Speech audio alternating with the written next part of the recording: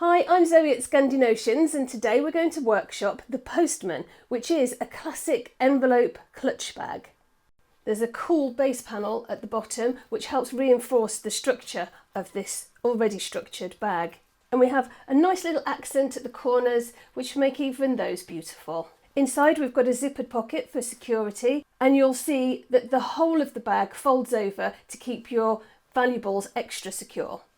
The riveted chain connectors at the top of the bag means that you can attach a handle if you want to, but these are completely optional.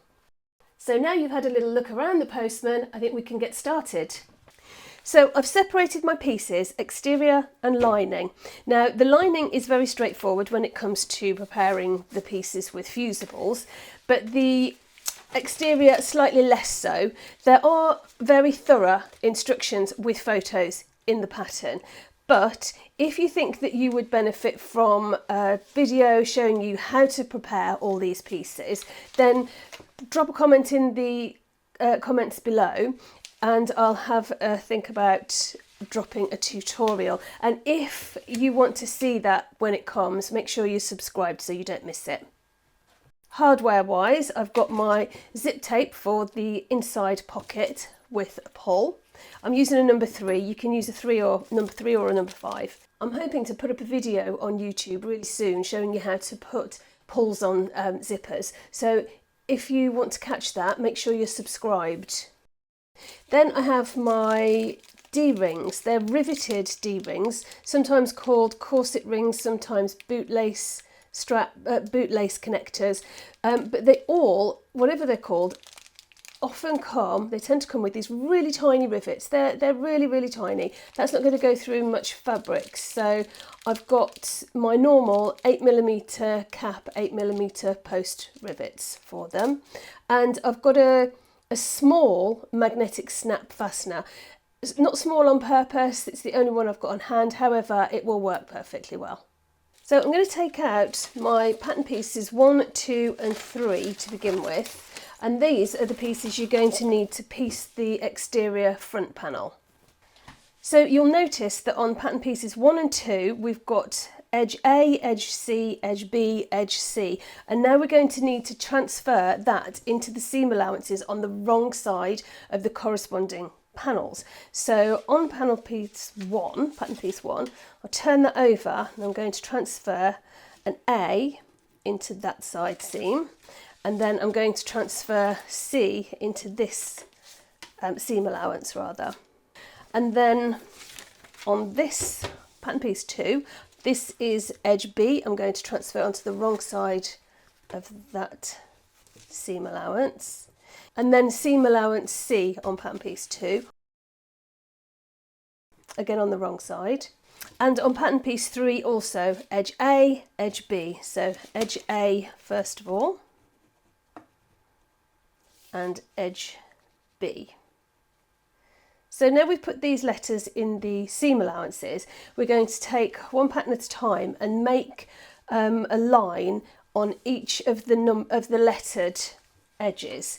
So I'm going to draw a line all the way across, all the way down the edge, right from the raw edge all the way down, and it should be difficult to see it along there because it should be right on where the foam ends. So that was A. I'm going to draw along edge C now. Okay, so you can see that we've got a little intersection of the lines. That's quite important. So we'll do that on all of the pieces. And then we can start piecing them. So we'll want to take pattern piece 1, pattern piece 3. I'm going to align the edges so that this short end align and the point at the end here aligns, and we can clip that together. And this is edge A that we're joining together. And we're going to start sewing all the way at the edge, and we're going to carry on all the way along, but we're going to stop at the intersection of these two lines right on this point of the foam. We'll use a 3/8 of an inch or 1 centimetre seam allowance and a 2.5mm stitch length for this. So I've started stitching here, finished at the point there. And then we'll join edges B together. So right sides together, you're going to have the two short edges aligned here. I'm just going to pin this in place as I go. And then you'll have to push this sewn edge already out of the way, and the edges will meet, the raw edges will meet at the end. So just take a second to get that in position and clip it in place. And then we'll sew from the point where the lines on edge C and edge B intersect, so here, we'll start there and go all the way to the end. And be careful not to catch pattern piece 1 under your needle. And then we're going to join the edges marked C, these two here. And to do that, you're going to want to fold them together, and this bottom panel you want to fold wrong sides together so that you can get to this edge. And you're going to align all of the raw edges on edge C, push this little bit out of the way while you're doing it, and you're going to start at the raw edges here, and you're going to stop where these lines from edge B and edge C intersect. Mine have come off, so it will be there. And then I'm going to press open edges A, B and C from the wrong side of the panel. And where everything is a bit messy in the centre, you can neaten it by folding the corners into angles, and I've used a little temporary water-based glue just to hold those down, and I've set it with my iron. And that holds it in place nicely for top stitching to each side, 1/8 of an inch, 3mm to each side of those 3 seams that we've just sewn.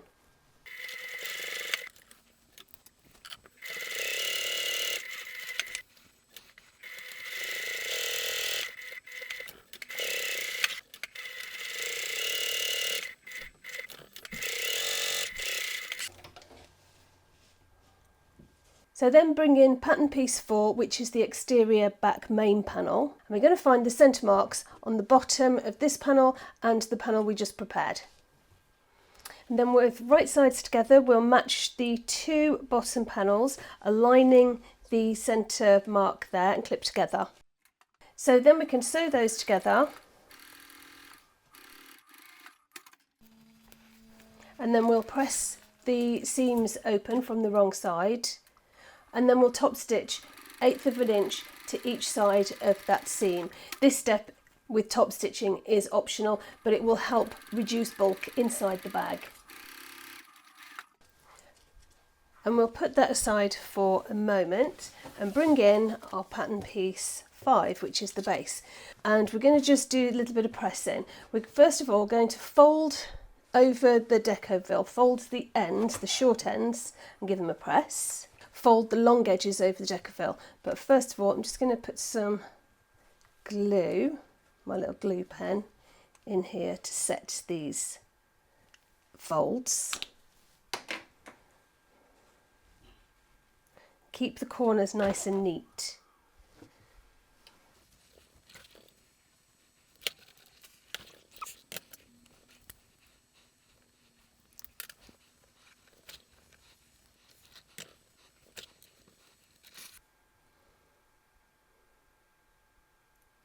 So now we can bring back in our prepared front panel that we attached to the back, and along the seam that we joined them with, we're going to put our base piece, and we're going to make sure we've got the equal amount of distance between the raw edges and the fold of the base panel, and this seam that we did before is going to be centered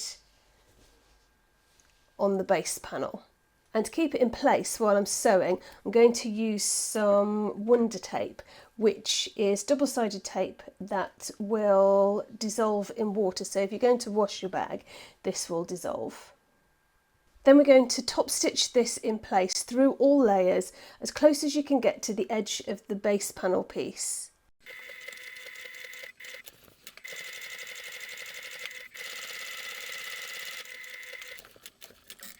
Now my needle's not going to quite meet where I want to be for when I pivot and go around the short end here. I'm actually going to have too wide an allowance from the edge. It won't match the first side I've done, the long side. So I'm going to lower my stitch length. I'm going to do a 2. I'm just going to do 1 stitch, and that's perfect. And then I'll go back up to my normal top stitch length.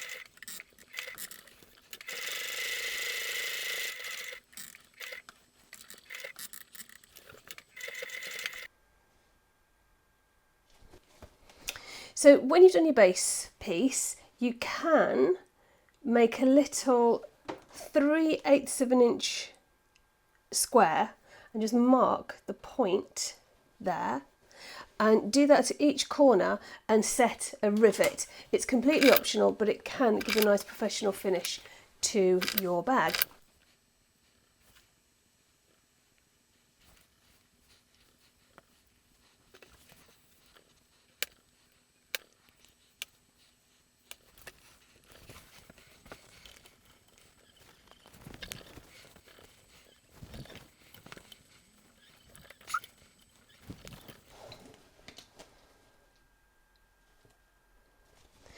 And once we've set the rivets, we can place the side seams, right sides together, and we're going to match the top raw edges, clip the side in place. But before we get all the way down, we're going to make some marks. We're going to make sure that the seam of the base in the centre of the base panel there is folded along the seam, and then we're going to, up from here, make a mark 3/4 of an inch on both sides.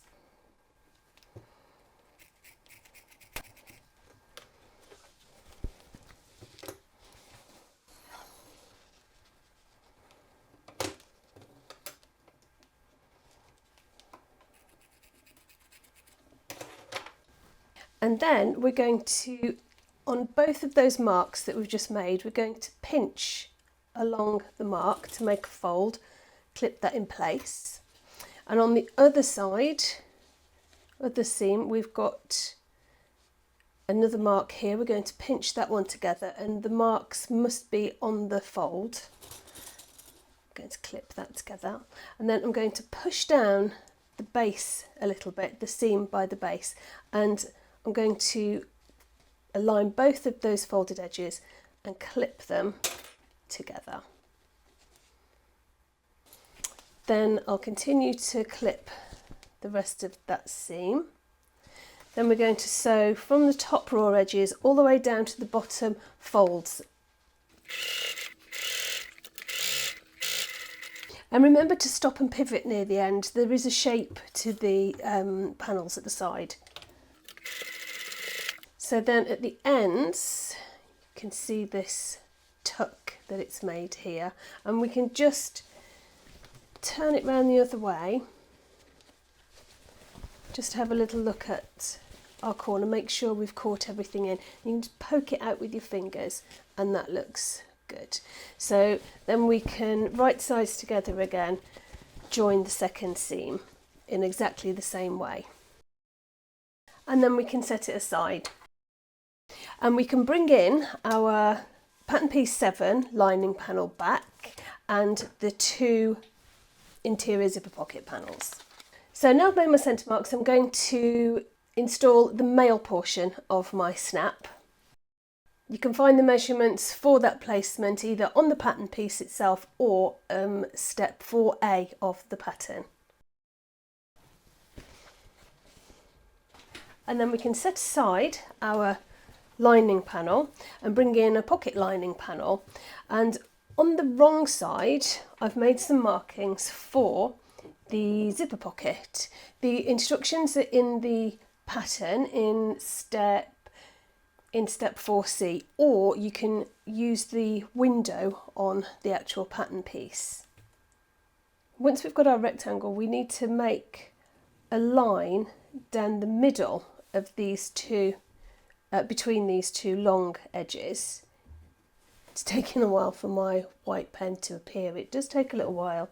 And then we're going to start and stop that line about 3/8 of an inch or 1 centimetre from these short edges, and we're going to draw from the corners of the rectangle to the end of the line in between the two long edges there. We're going to draw little diagonal lines that connect them.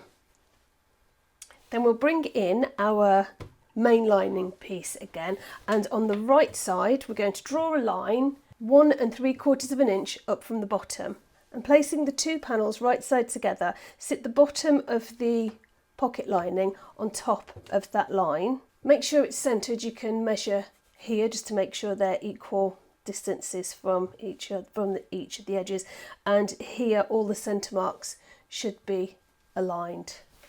So I've put a couple of pins to hold this in place, and then we're going to sew directly on the line that is the largest rectangle. And when you get to these very end bits, just lower your stitch length to about 1.8, and that will help prevent some of the puckering that you usually get around the corners of these types of pockets.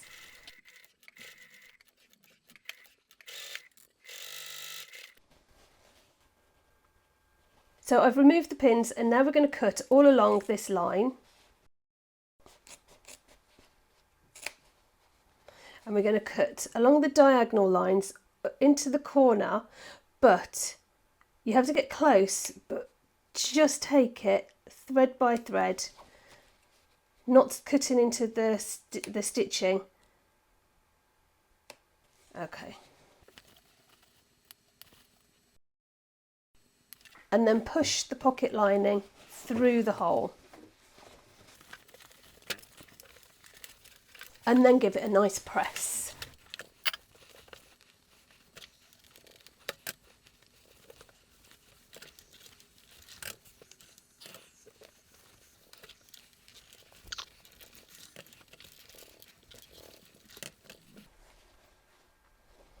So I've cut my zip to 7 1/4 inches, which is 18.5 centimetres. And you might find it useful to put a bar tack on each of the ends of the zipper tape. You can do that by sewing backwards and forwards over the coil about 1/4 of an inch from each end, and that will help you keep your pull in place on the zipper tape while you're working with it. So next I'm going to run some wonder tape along the long edges of the zip on the right side of the zip. Okay, so I've got my zip lying down, right sides up, my lining panel right sides up, and I'm going to put the lining panel over the top of the zip. The zip coil needs to be running down the centre of this window, and the zip end needs to come to about the end of the pocket lining piece, and then my pull needs to come through the window, and now I'm going to sew all around the opening about 1/8 of an inch from the edge.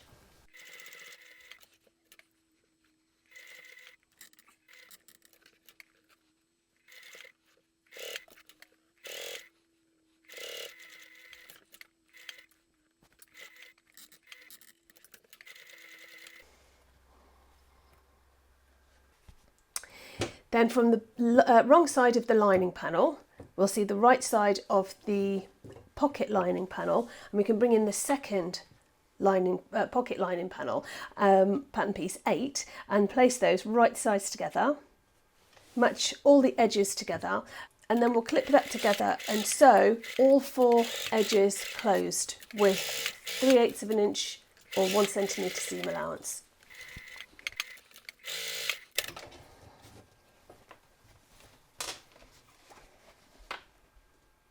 So now bring in the front lining panel and place them right sides together, align the bottom edge and the side seams. These top parts of the front panel will line up with the diagonal edge at the top and clip them in place.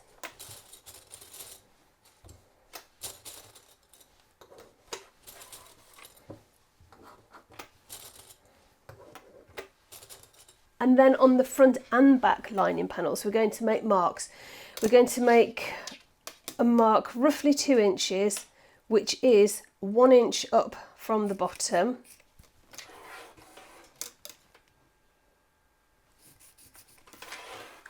on both sides.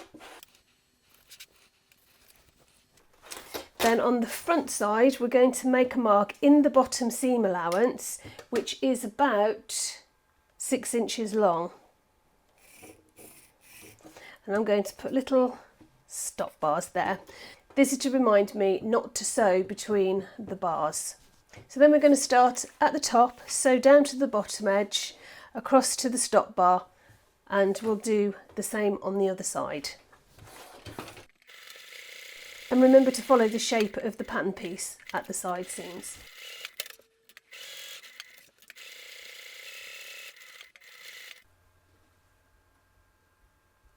And then we can put our hands inside and open up those corners. And what we want to do is align this side seam with the seam at the bottom. And then we're going to sew directly on top of the line that we made. Then we can trim away the corner and leave a 1/4 inch seam allowance. And then we'll repeat that for the second side. So we'll bring in our exterior and we're going to find the centre point at the flap here, at the top of the flap, which is on the back panel.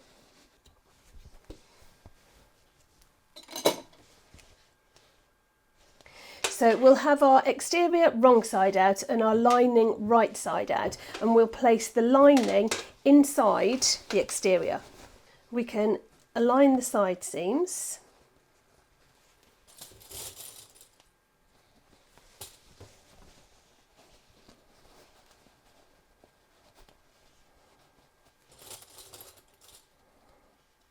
And then the flap, align those centre marks.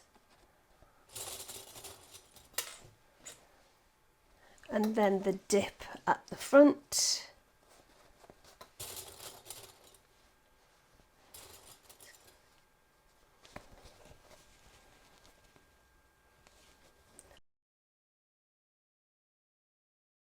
And then clip the rest together. And then we're going to make a mark 3/8 inch down from the dip here at the front of the bag, 3/8 inch, which is our seam allowance, and this is the mark that we're going to pivot at during the next step. So now we're going to sew all the way around the clipped edge.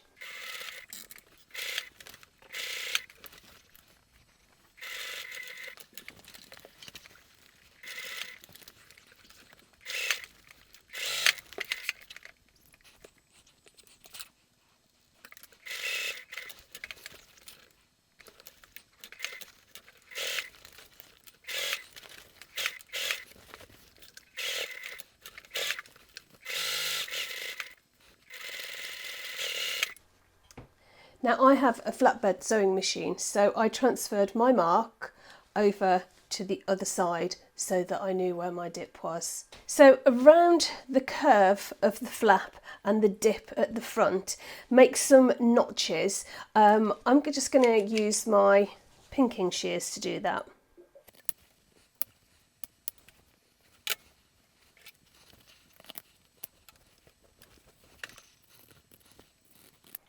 And now we can reach in to the lining of the bag through the gap that we left at the bottom seam, pull the bottom of the exterior of the bag through the hole and turn the bag right way out and push it into shape. So to close the turning gap at the bottom of the lining, we can put our fingers in each end of the gap and just pull it, and you can see that it sets its own seam allowance which follows on from the sewing at the edges. Finger press that together and we can either clip and top stitch the gap closed, or we can use an invisible stitch which leaves no trace of stitches, as the name implies, and you can see how to do that on my invisible stitch tutorial.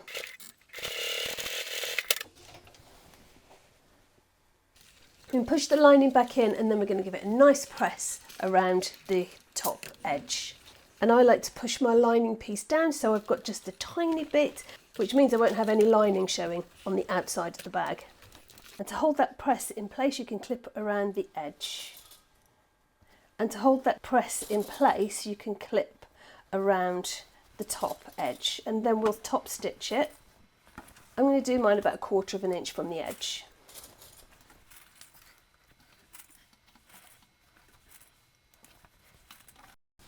And because I've got a flatbed machine, I'm going to turn mine inside out.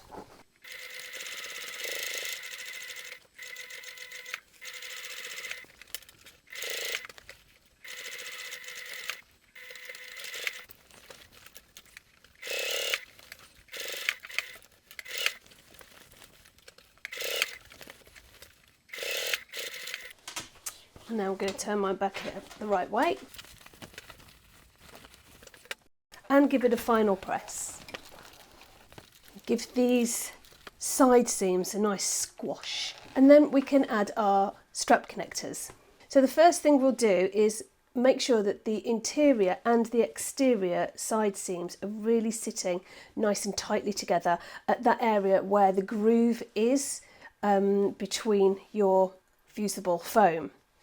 And we'll take one of our riveted D-rings, and on the front panel we're going to, in that channel here, we're going to place our front plate of the D-ring, and we're going to put it just right at the edge so that the ring falls over the side.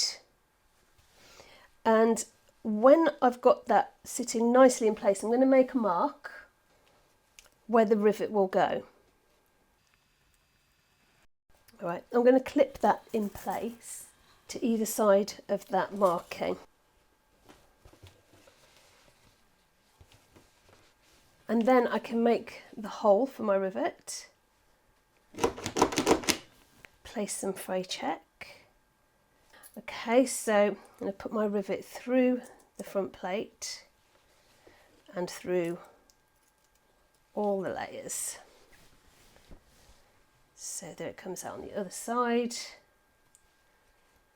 Put the cap on, and we can set that rivet in place, and then we can add the other rivet on the other side of the bag in exactly the same way. And then we can attach our chain, and we're good to go.